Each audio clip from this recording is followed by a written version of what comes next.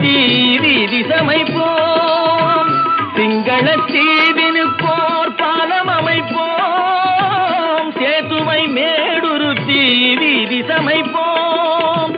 வங்கத்தில் ஓடி வரும் நீரின் மிகையால் மையத்து நாடுகளில் பயிர் செய்வோம். வங்கத்தில் ஓடி வரும் நீரின் மிகையால் மையத்து நாடுகளில் பயிர் செய்வோம்.